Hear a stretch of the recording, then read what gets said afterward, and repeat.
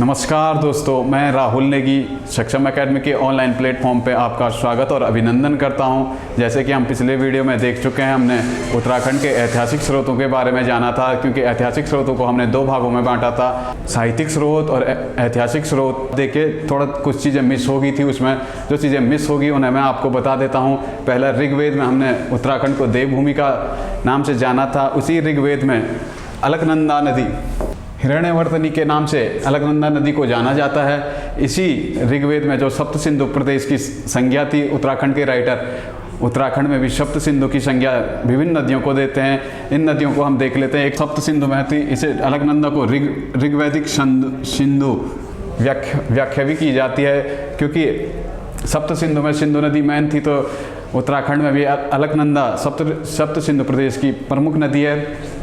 चलिए आगे चलते हैं। तो महाभारत काल में श्रीनगर शहर में राजा सुबाहु, महाभारत काल में श्रीनगर शहर में राजा सुबाहु का उल्लेख मिलता है। इसी राजा सुबाहु, जो कि एक कुनिंद राजा था, राजा सुबाहु, इसी ने पांडवों की ओर से युद्ध में भाग लिया था।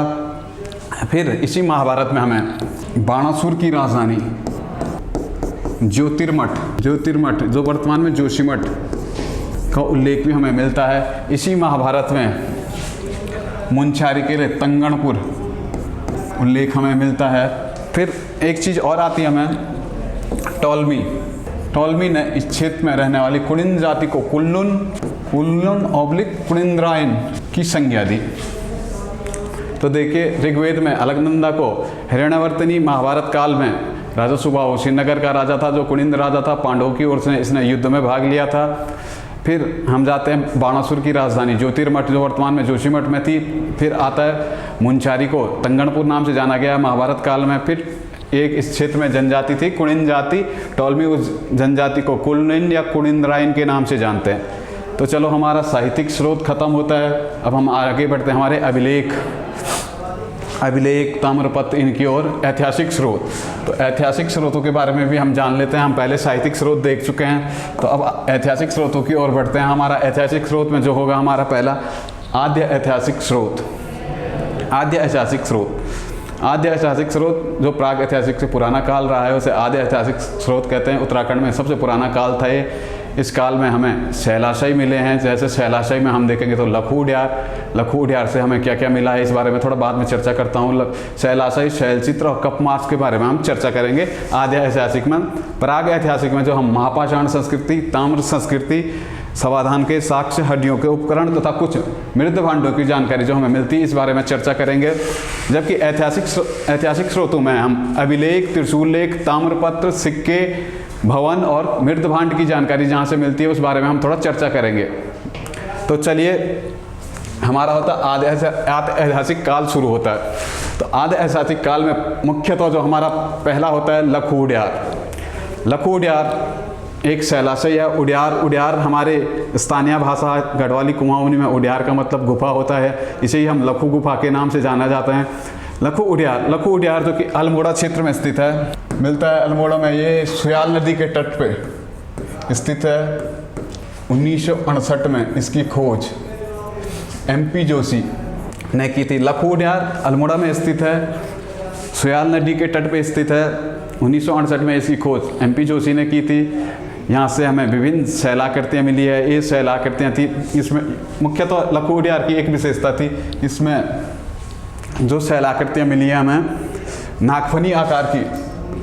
इसकी एक और विशेषता थी, इसमें समूह में नृत्य करते हुए लोगों को दर्शाया गया है। फिर तीसरी चीज़, हमें मानव और पशुओं के चित्र यहाँ से मिलते हैं। लखू उड्यार नागफनी आकार की एक शैलाशय है, पहली बात। दूसरी बात, इसमें समूह में नृत्य करते हुए लोगों को दिखाया गया है। तीसरा, यहाँ मानव और पशुओं के चित्र मिले हैं। अब बढ़ते हैं आगे।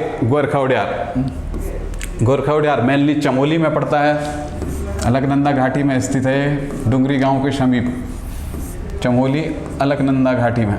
तो देखिए, गोरखा उड्यार की खोज राकेश भट्ट ने की थी। यहाँ से मेनली देखें तो हम ध्यान मुद्रा में बैठा आदमी का चित्र मिलता है। इसी गोरखा उड्यार से बारहसिंगा, लोमड़ी आदि जंतुओं के चित्र मिलते हैं। फिर इस गोरखा उड्यार की एक विशेषता है, यहाँ पे जो चित्रों को दर्शाया गया है त्रिशूल के रूप में। त्रिशूल के रूप में बात करूँ तो मैं ऐसे ये इस पैटर्न में यहाँ पे आदमियों को दर्शाया गया है। आदमियों की श्रृंखला इस पैटर्न में बनाई गई। तो त्रिशूल के रूप में आदमियों को कहाँ दर्शाया गया? तो ये हमारा गोरखा उड़ियार में बनता है। चले आगे बढ़ते हैं। हमारा इसमें देखिए गोरखा उड़ियार में रिवीजन करा दूं तो तीन चार फैक्ट इसमें मिलते हैं हमें। गोरखा उड़ियार चमोली जनपद में स्थित है, चमोली जनपद की अलकनंदा घाटी में स्थित है। फिर इसमें देखेंगे तो हम राकेश भट्ट ने इसकी खोज की थी। फिर यहाँ से क्या विशेषता मिलती है? यहाँ की विशेषता मिलती है कि यहाँ से ध्यान मुद्रा में बैठा आदमी मिलता है हमें, बारहसिंगा मिलता है, लोमड़ी मिलती है। इनके भी जो चित्र मिलेंगे इनकी एक विशेषता होगी कि ये रंगीन चित्र होंगे।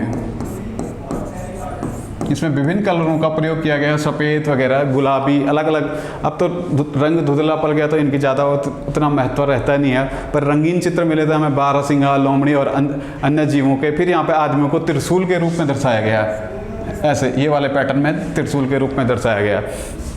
चलो आगे चलते हैं। फिर हम देखें चंद्रेश्वर देवालय। आदि ऐतिहासिक काल में चंद्रेश्वर देवालय का भी विशेष महत्व है। चंद्रेश्वर देवालय अल्मोड़ा क्षेत्र में स्थित है, द्वारहाट क्षेत्र में। रिवेट कारनॉक ने यहाँ पे 1877, रिवेट कारनॉक 1877, रिवेट कारनॉक साहब यहाँ पे 1877 में कप मार्क्स की खोज करता है। द्वारहाट के चंद्रेश्वर देवालय से कप मार्क्स मतलब पत्थर, और पत्थर में ऐसा खुदा हुआ आकृतियाँ। इसे आजकल की डेट में कहें तो उखल से भी हम इसकी तुलना कर सकते हैं। चले तो चंद्रेश्वर देवालय से जो हम पे इम्पॉर्टेंट फैक्ट बनता है कि ये द्वारहाट में स्थित है। फिर द्वारहाट मतलब अल्मोड़ा क्षेत्र में स्थित है। रिवेट कारनॉक ने 1877 में यहाँ पे कप मार्क्स की खोज की थी। चलिए रामगंगा घाटी, रामगंगा घाटी से भी हमें समाधान मिले हैं। तो मेनली रामगंगा घाटी भी हम अल्मोड़ा क्षेत्र में स्थित है। ये पश्चिमी रामगंगा घाटी का क्षेत्र है। इसकी खोज जो हुई थी यशोधर मठपाल द्वारा। पश्चिमी रामगंगा घाटी के शवदानों की खोज आएगा तो यशोधर मठपाल। यह आंसर याद रखना, ग्रुप सी का बड़ा अच्छा क्वेश्चन है कि पश्चिमी रामगंगा घाटी के शवदानों की खोज किसने की थी? तो यशोधर मठपाल। मेनली क्या होता कि अल्मोड़ा क्षेत्र में जितने भी खोजें हुई है तो यशोधर मठपाल जी का विशेष महत्व है। यही देखें तो एक प्रकार से हम कहें तो इन्हें पता नहीं सपने जैसे कहाँ से होता है, ये अगले दिन सीधा गैंती लेके उस स्थान पर पहुँच जाते हैं। तो सबसे ज़्यादा खोजें जो आएगी तो यशोधर मठपाल की होगी, वो भी अल्मोड़ा क्षेत्र में। अल्मोड़ा क्षेत्र में मुनिया का ढाई होगा, पेटशाल होगा, फड़का नौली होगा, ये सारे यशोधर मठपाल जी की खोजें हैं। तो इस बात में बताऊंगा। पहले हम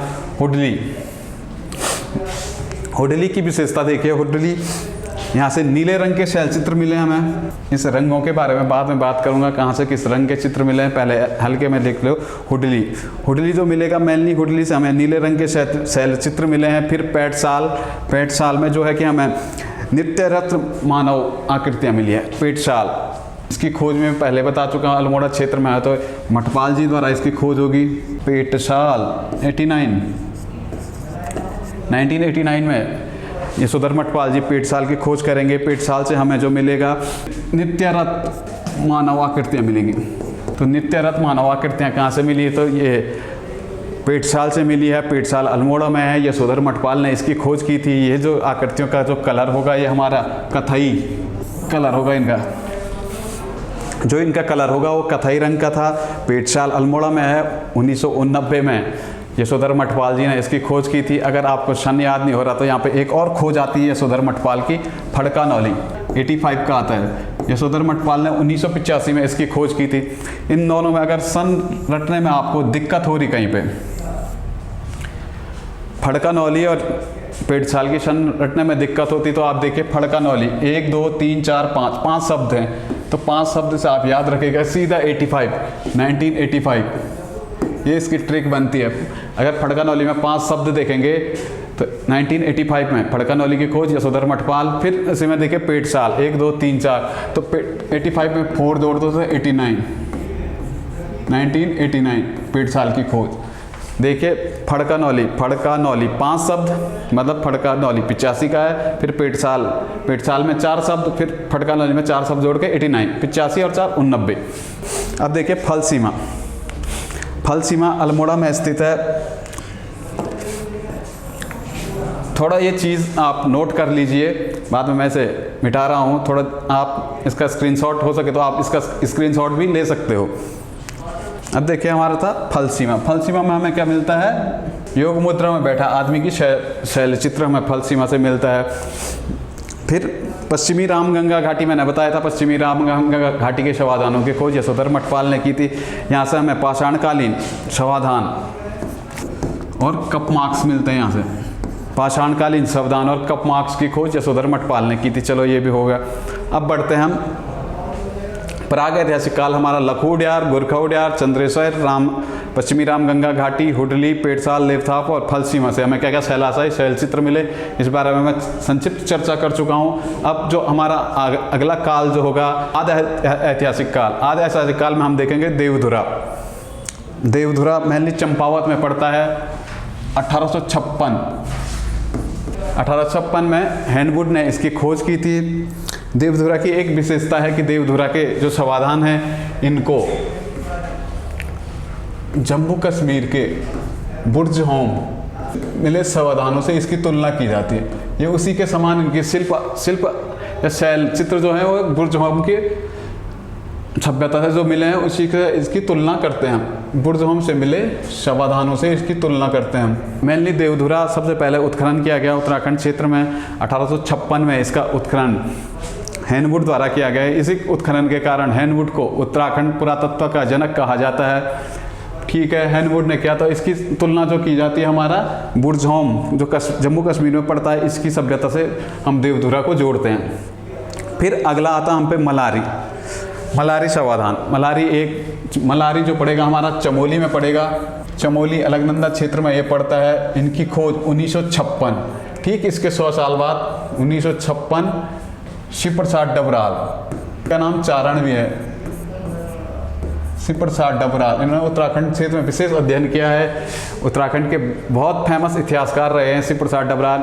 इन्होंने इसकी खोज की थी। फिर 1902 में 1901-2 में HNBG द्वारा गढ़वाल यूनिवर्सिटी द्वारा इस क्षेत्र का पुनः उत्खनन किया गया। पुनः उत्खनन देखेंगे हम। पुनः उत्खनन किया गया तो 1856 में शिव प्रसाद डबराल ने इसकी खोज की थी तथा 1902 में गढ़वाल यूनिवर्सिटी द्वारा इसका पुनः उत्खनन किया गया। मलारी, तो मलारी से जो हमें चीज़ें मिलती है इस बारे में थोड़ा चर्चा कर लेता हूँ। मलारी क्षेत्र हमारा नरकंकालों के लिए फेमस है। यहाँ से एक पशु की हड्डियाँ बोले या शवागार मिले तो पशु, एक हिमालयन पशु का शवागार मिला है। हिमालयन पशु, इसको हम जिबू भी कहते हैं। हिमालयन पशु, इसको जिबू। यहाँ फिर 5.2 kg का स्वर्ण मुखौटा भी हमें यहाँ से मिला है। थोड़ा परीक्षा की दृष्टि से मलारी शवाधान हमारा इम्पोर्टेंट बन जाता है। 1956 में शिव प्रसाद डबराल ने इसकी खोज की थी पुनः गढ़वाल यूनिवर्सिटी द्वारा। 1901-1902 में इसका उत्खनन किया गया। यहाँ से विभिन्न नर कंकाल मिले। यहाँ से एक पशु का कंकाल भी मिला है जिसे हिमालयन जिबू के नाम से जाना जाता है।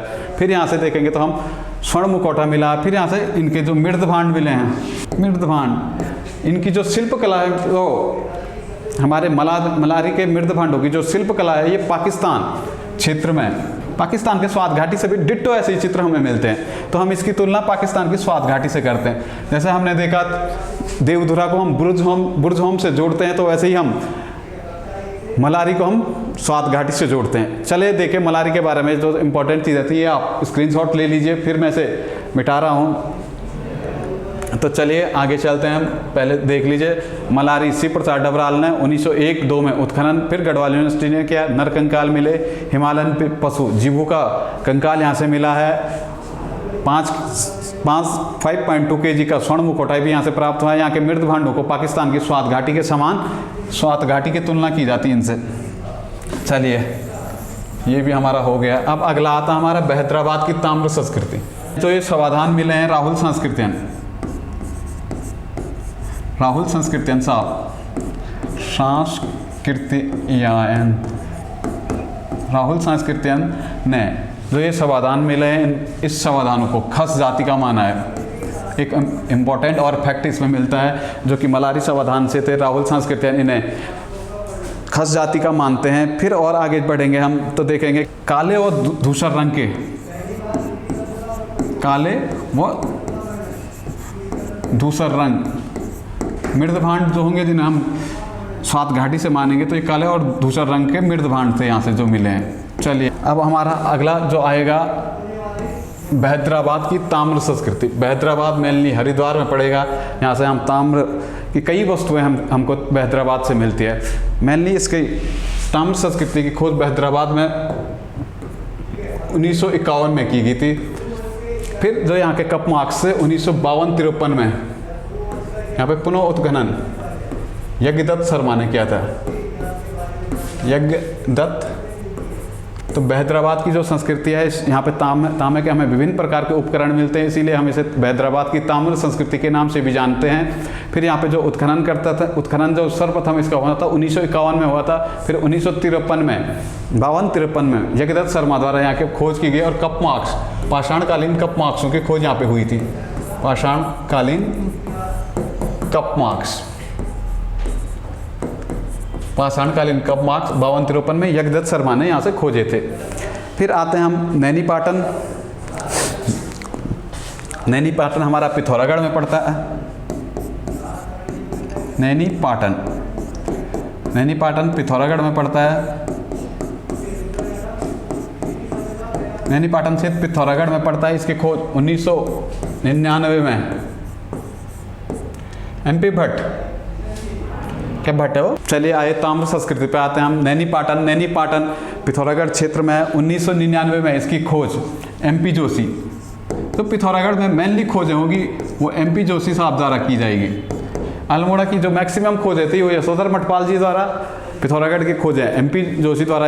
पिथौरागढ़ में जो मेनली खोजों का श्रेय जाता है वो MP जोशी को ही जाता है। यहाँ से हमें 5 ताम्र मूर्तियाँ मिलती है। तो देखिए नैनी पाटन पिथौरागढ़ में पड़ेगा। खोज 1999 में MP जोशी जी करेंगे। फिर यहाँ से हमें 5 ताम्र मूर्तियाँ मिलेगी।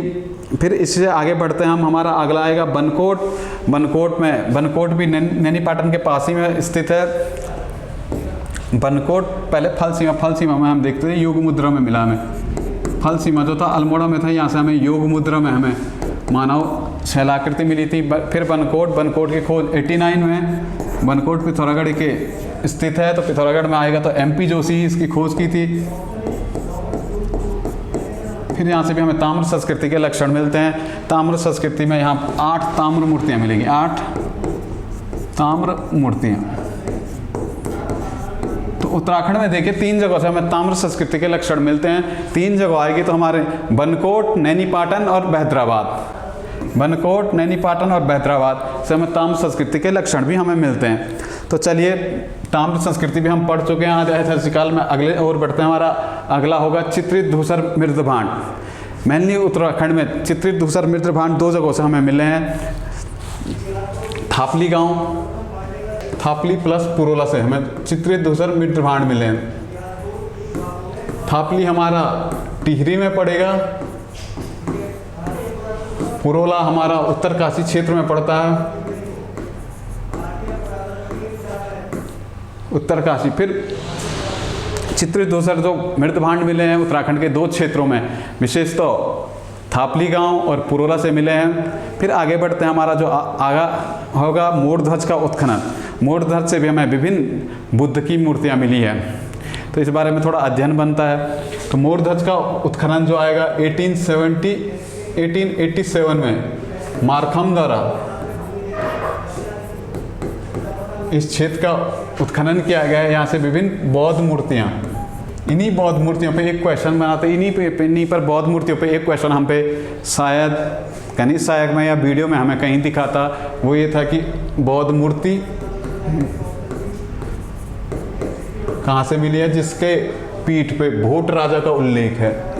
तो भोट है तो मेनली हम इसे ऑप्शन हटा के कर सकते थे, क्योंकि हम पे उत्तरकाशी का बाड़ाहाट क्षेत्र में ऑप्शन में बच रहा था। तो एक मूर्ति मिलती है हमें, बौद्ध मूर्ति मिलती है जिसमें भोट राजा का उल्लेख मिलता है, तो वो हमें बाड़ाहाट से मिलता है। ये क्वेश्चन हम पे शायद कनिष्ठ सहायक में आया था। फिर देखिए उत्तराखंड में यज्ञ वेदिकाएँ। यज्ञ वेदिकाएँ पहला तो बाड़वाला से मिलेगी। बाड़वाला ये देहरादून में पड़ता है। यहाँ से हमें शीलवर्मन की यज्ञ वेदिकाएँ मिलती है। उत्तराखंड में 2 ही जगह यज्ञ वेदिकाएं मिलती है। पहला, ये तो सभी ने पढ़ा, वाणी में है, स्पष्ट उल्लेख है इस चीज़ का कि यज्ञ वेदिकाएं, जो सीलवर्मन की यज्ञ वेदिकाएं मिलेगी वो हमें देहरादून क्षेत्र से मिलेगी। जो अगली यज्ञ वेदिकाएं होगी, ये शायद यूकेपीएससी से पूछ चुका है, जो हमें यज्ञ वेदिका मिलेगी पुरोला, यानी यमुना घाटी से पूछा था उसने, यमुना घाटी से मिली थी यज्ञ वेदिकाएं। ये पुरोला की जो यज्ञ वेदिकाएं आएगी, पुरोला क्षेत्र से जो यज्ञ वेदिकाएं आएगी, ये अमोघ भूति की यज्ञ वेदिकाएं होगी। अमोघ भूति की यज्ञ वेदिकाएं कहाँ से मिलेगी? तो हमें अमोघ भूति की यज्ञ वेदिकाएं पुरोला क्षेत्र से मिलेगी। यमुना घाटी भी हम इसे कह सकते हैं। यमुना घाटी से किसकी यज्ञ वेदिकाएं मिली? तो अमोघ भूति की। देहरादून के बाड़वाला से किसकी यज्ञ वेदिकाएं मिली? तो सीलवर्मन की। चलो, यज्ञ वेदिकाएं भी हुआ। फिर एक और चीज़ हम पे आएगी, विषभ पीठ शैल आकृति के शैल चित्र। विषभ पीठ आकृति के शैल चित्र, वैसे तो ये किताबों में है नहीं, थोड़ा मैंने ओपन की बुक में ये वाला कंसेप्ट देखा था। तो विषभ पीठ शैल आकृति के चित्र हमें मंगोली, जो कि नैनीताल क्षेत्र में मिलता है। मेनली इसका किताबों में कहीं उल्लेख नहीं है। ओपन यूनिवर्सिटी की बुक आती है एक, उत्तराखंड का इतिहास, उसी में इस चीज़ का उल्लेख किया गया है कि मंगोली से जो चित्र मिले हैं वो वृषभ पीठ के शैल आकृति के चित्र मिले हैं। फिर उसी बुक में एक और क्वेश्चन आता है, सींगों का मुखौटा पहना मानव। ये सींगों का मुखौटा पहना मानव की जो शैल चित्र मिलेंगे हमें, ये हटवाल नौला, हटवाल घोड़ा, ये पेटशाल के बगल में अल्मोड़ा में स्थित है। हटवाल घोड़ा से मिलेंगे, हटवाल घोड़ा। तो देखिए, सींगों का मुखौटा पहना आदमी का जो शैल चित्र मिलेगा, हटवाल घोड़ा अल्मोड़ा से मिलेगा। फिर वृषभ पीठ शैल आकृति के जो शैल चित्र मिलेंगे, मंगोली नैनीताल से मिलेंगे। चलिए आगे बढ़ते हैं। फिर हमारा आगा जो टॉपिक होगा ऐतिहासिक स्रोत। हम प्राग ऐतिहासिक, आदि ऐतिहासिक स्रोत दोनों पढ़ चुके हैं। अब हम अगले चैप्टर पे चल रहे हैं, हमारा ऐतिहासिक स्रोत। ऐतिहासिक स्रोत में सबसे पहले हम अभिलेखों को देख लेते हैं। अभिलेख, तो अभिलेख हमें उत्तराखंड में जो मौर्यकालीन अभिलेख फेमस है इस क्षेत्र में, कालसी के क्षेत्र में, यमुना और टोंस्क नदी के संगम के आसपास ये क्षेत्र पड़ता है। इस क्षेत्र में हमें अशोक का शिलालेख मिला है। इस शिलालेख में पहले देख लेते हैं उत्तराखंड क्षेत्र में हमें कहाँ कहाँ से अभिलेख मिले। तो मेनली हमें कालसी से अशोक का अभिलेख मिलता है। लाखामंडल से भी हमें अभिलेख मिलता है जो कि रानी ईश्वरा का था। छांगलेश वंश की जानकारी हमें इससे मिलती है। फिर देखिए कत्यूरों के अभिलेख, कत्यूरों के भी हमें विभिन्न अभिलेख मिलते हैं। मेनली 4 जगहों से हमें अभिलेख मिलते हैं। 2 पांडुकेश्वर से मिलते हैं, एक बागनाथ से मिलता है और एक कंडारा से हमें कत्यूरों का अभिलेख मिलता है। फिर देखिए अनंतपाल का धार्षिक अभिलेख, जो कि हमें परमार वंश की जानकारी देगा। तो चलिए हम मेनली कालसी अभिलेख के बारे में देख लेते हैं थोड़ा बहुत। कालसी अभिलेख, कालसी अभिलेख अशोक का अभिलेख है 1960 में, 1860 में फॉरेस्ट द्वारा, 1860 में फॉरेस्ट द्वारा इसकी खोज की गई। तो कालसी अभिलेख जो है कि अशोक का अभिलेख है, 1860 में इसकी खोज फॉरेस्ट द्वारा की गई। इसमें इस क्षेत्र को, उत्तराखंड क्षेत्र को इसमें अपरांत के नाम से जाना गया है। उत्तराखंड जो क्षेत्र है कालसी अभिलेख में, उत्तराखंड क्षेत्र को अपरांत नाम से तथा यहाँ निवास करने वाले लोगों को पुलिंद तथा यहाँ निवास करने वाले लोगों को पुलिंद नाम से कहा गया है, इसमें उल्लेख किया गया है। कालसी अभिलेख की जो भाषा और लिपि है ये किताबों में भिन्न भिन्न है। फिर भी मैंने सर्वे ऑफ इंडिया की साइट पे जाके ये चेक किया था, तो इसकी भाषा, इसमें जो साइट है, इन साइट में इसकी भाषा प्राकृत और भाषा लिपि ब्राह्मी, भाषा प्राकृत दिखा रखी है और लिपि ब्राह्मी, जो कि उत्तराखंड के सर्वे ऑफ इंडिया की साइट पे जो मिलता है हमें। भाषा प्राकृत, लिपि ब्राह्मी, क्षेत्र को अपरांत, यहाँ के क्षेत्र को, यहाँ के लोगों को पुलिंद। फिर अशोक ने इसमें, इस अभिलेख में अशोक ने अहिंसा करने की मांग की है तथा सारे पशुओं की, पशु स्वास्थ्य की बारे में जानकारी दी है। फिर लास्ट में इस अभिलेख में अशोक ने गज का अंकन किया है। गज का अंकन, गज मतलब हाथी। इस अभिलेख में अशोक ने गज का अंकन किया है। ठीक है, अब देखिए हमारा लाखामंडल अभिलेख। लाखामंडल अभिलेख रानी ईश्वरा का अभिलेख है, जो कि लाखामंडल क्षेत्र से मिलता है। इसमें युद्धे वंश, योद्धे या इसको यादवों की राजकुमारी थी ये रानी ईश्वरा। इसी में हमें एक क्वेश्चन और आता कि इसमें छांगलेश, जो इनका वंश था छांगलेश वंश की इसमें जानकारी मिलती है। चलो लाखामंडल अभिलेख पे केवल 2-3 ही फैक्ट बनते हैं। लाखामंडल अभिलेख से मिलेगा तो ये यादवों का अभिलेख, रानी ईश्वरा का अभिलेख है जिसमें यादव वंश के बारे में जानकारी मिलती है। फिर इनका एक और वंश आएगा छांगलेश वंश की जानकारी हमें कहाँ से मिलती है, तो ये लाखामंडल अभिलेख से। ऐसे ही देखें कालसी में जो फैक्ट बनेंगे तो पहले फॉरेस्टर इसकी खोज करेगा 1860 में। फिर इसकी भाषा जो होगी प्राकृत होगी, लिपि ब्राह्मी होगी, क्षेत्र को अपरांत कहा गया है, यहाँ के लोगों को पुलिंद कहा गया। फिर अशोक इसमें अहिंसा की मांग करेगा। फिर इस लास्ट में जो इसमें अपना शांति का वो अंकन करेगा तो गज से अशोक इसमें हाथी का अंकन करता है। फिर देखिए कत्यूरियों का अभिलेख। कत्यूरियों का अभिलेख पहला हमें बागनाथ से मिलता है। बागनाथ से जो अभिलेख मिलता है कत्यूरियों का, इसी अभिलेख में प्रथम राजा वसंत देव, हम जो बोलते हैं ना कत्यूरियों का पहला परिवार वसंत देव परिवार था, इसी का अंकन हमें बागनाथ अभिलेख से मिलता है। फिर ललित सूरदेव के हमें 2 अभिलेख और मिलेंगे, हमें ये चमोली क्षेत्र के पांडुकेश्वर से मिलेंगे। पांडुकेश्वर से ललित सूर के 2 अभिलेख मिलेंगे। इन्हीं अभिलेखों में लेखक होगा इनका ये गंगा भद्र होगा। गंगा भद्र उस टाइम माना जाता था कि भद्र, जो ये पीछे भद्र लगा है, भद्र लेखक था। लेखक को भद्र कहते थे उस कत्यूरी कालीन में। तो चलिए इसमें पांडुकेश्वर अभिलेख गंगा भद्र लेखक मिलेगा। ललित सूरदेव के होंगे ये। ललित सूरदेव सबसे प्रतापी राजा था ये, ललित सूरदेव कत्यूरी का सबसे प्रतापी राजा था। धरती का मग्न परम अवतारक माना गया है इसे। इसी में ये कत्यूरी की राजधानी कार्तिकेयपुर, तो कत्यूरी की राजधानी थी कार्तिकेयपुर का उल्लेख भी हमें इसी अभिलेख में मिलता है। चलिए धार्षिक अभिलेख पंवार राजा अनंतपाल का है। अनंतपाल का धार्षिक अभिलेख मिलता है। तो अभिलेख या साक्ष्यों में हम पे ये चीज़ें हम पे मिलती थे। आप चाहे तो इसका स्क्रीनशॉट ले लीजिए। फिर हम आगे बढ़ेंगे, त्रिशूल अभिलेख देखेंगे। चलिए तो आप इसका स्क्रीनशॉट ले लीजिए। चलो आगे बढ़ते हैं। तो आगे हम त्रिशूल अभिलेखों के बारे में बात करते हैं। उत्तराखंड क्षेत्र में जो त्रिशूल अभिलेख मिले हैं ये केवल 2 ही जगहों से मिले हैं। बेसिकली हमारा त्रिशूल अभिलेख गोपेश्वर से और बाड़ाहाट से 2 त्रिशूल अभिलेख मिलते हैं। गोपेश्वर के गोपीनाथ मंदिर के परिसर के बाहर स्थित त्रिशूल अभिलेख में, जिसमें नाग राजाओं की उल्लेख, नाग राजाओं का उल्लेख मिलता है। मेनली गणपति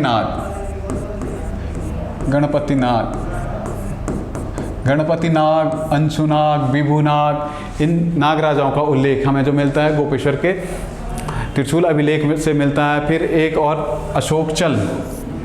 अशोकचल के आक्रमण, अशोकचल ने उत्तराखंड क्षेत्र को जीता है, इसकी जानकारी भी हमें गोपेश्वर अभिलेख और बाड़ाहाट अभिलेख से मिलता है। बाड़ाहाट अभिलेख भी हमारा नाग राजाओं से संबंधित है। तो चलिए 2 त्रिशूल लेख हमें मिले हैं मेनली गोपेश्वर और बाड़ाहाट से। इनमें नाग राजाओं का उल्लेख किया गया। विशेषतः जो इनका सर्वप्रथम शक्तिशाली राजा था वो गणपति नाग था। इसी त्रिशूल लेख में अशोकचल द्वारा उत्तराखंड क्षेत्र को विजित करने के बारे में लिखा गया है। तो चलिए आगे का जो हमारा बनता है ताम्रपत्र।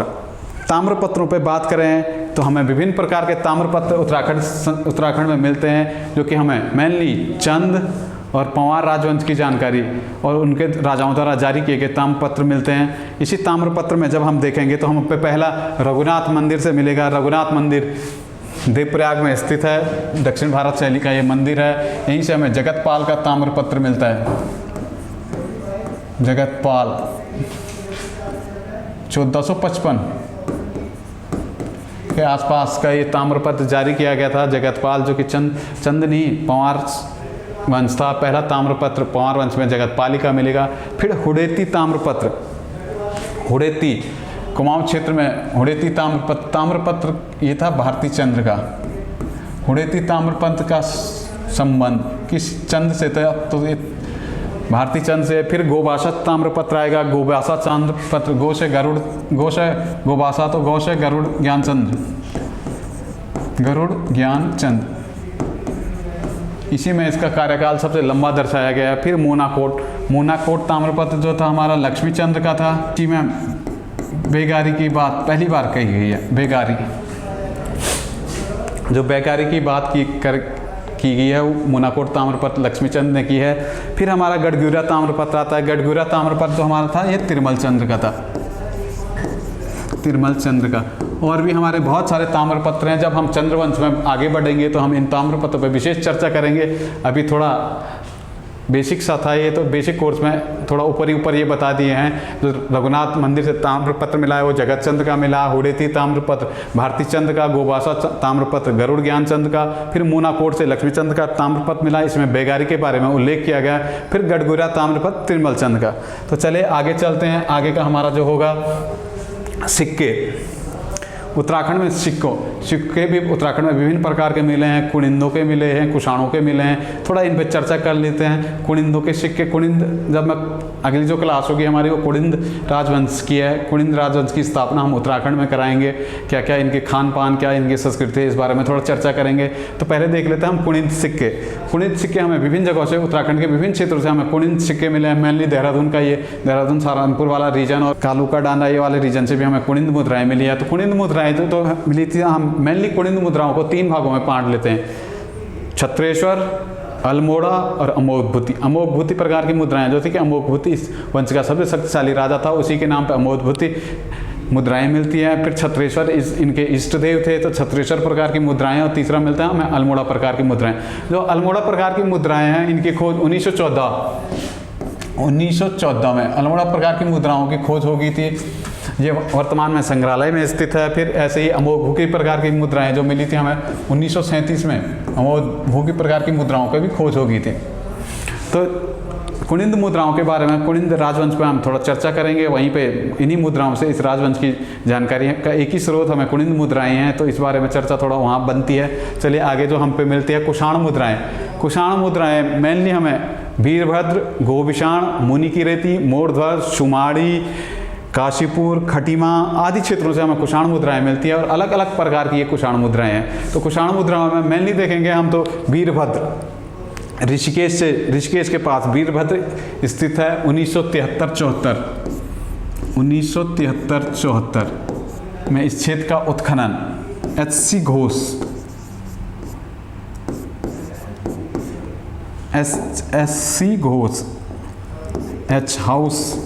एच.सी. घोष ने इस क्षेत्र का उत्खनन किया था और यहाँ से मिले थे हमें कुषाण मुद्राएं। जब उत्खनन कर रहे थे वीरभद्र का तो इस समय कुषाण मुद्राएं एच.सी. घोष ने खोजी थी। फिर इसी प्रकार गोविषाण से हमें जो मुद्राएं मिलती है मेनली 1960 में मिलती है। गोविषाण से जो कुषाणकालीन मुद्राएं थी ये के.पी. नौटियाल ने खोजी थी। के.पी. नौटियाल साहब थे, इन्होंने गोविषाण से कुषाणकालीन मुद्राएं खोजी थी। फिर मोनिकीरेती में 44 प्रकार की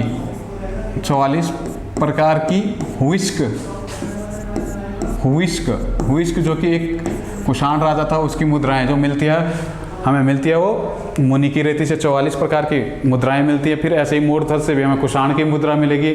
फिर हमारा सुमाड़ी क्षेत्र से भी हमें कुषाण की मुद्राएं मिलेगी। तो देखिए कुषाणों की अलग अलग मुद्राएं थी। ऐसी मुद्रा में हमारा कुषाण की नाणक, कनिष्क की नाणक प्रकार की, जो कनिष्क की नाणक प्रकार की मुद्रा मिलेगी हमें। कनिष्क की नाणक प्रकार की मुद्रा काशीपुर से। फिर वसु प्रकार की मुद्रा मिलेगी हमें कनिष्क की, वो खटीमा से मिलेगी। फिर जो यहाँ पे मोरध्वज था, मोरध्वज से हमें वसुदेव प्रकार की मुद्राएं मिलेगी। सिक्कों में हमने देख लिया कुनिंद और कुषाण सिक्के हमें मिले थे। फिर इस क्षेत्र में और भी हमें सिक्के मिले थे, थोड़ा उन सिक्कों पे चर्चा कर लेते हैं। हमें जो सिक्के मिले थे योद्धेय शासकों के भी हमें सिक्के मिलते हैं। योद्धेय शासकों के सिक्के 1936 देहरादून क्षेत्र से ये इन सिक्कों की खोज की गई थी। तो देखिए कुषाण सिक्के वीरभद्र, गोविशाण, मुनिकीर्ति, मूर्धज, सुमाड़ी, कालोका डांदा आदि विभिन्न क्षेत्रों से हमें जो कुषाणकालीन मुद्राएं मिलती हैं। फिर इन्हीं मुद्राओं की खोजें जो थी वीरभद्र में एस.सी. घोष ने 73-74 में, गोविशाण की खोज के.पी. नौटियाल ने 1960 में की थी। 44 प्रकार की हुइस प्रकार की मुद्राएं, कनिष्क की हुइस प्रकार की जो मुद्राएं थी, कुषाण शासक एक हुइस्क था, उसकी 44 प्रकार की मुद्राएं हमें मुनिकीर्ति से मिलती है। फिर इसी में देखेंगे वसु प्रकार की मुद्राएं मूर्धज से मिलेगी।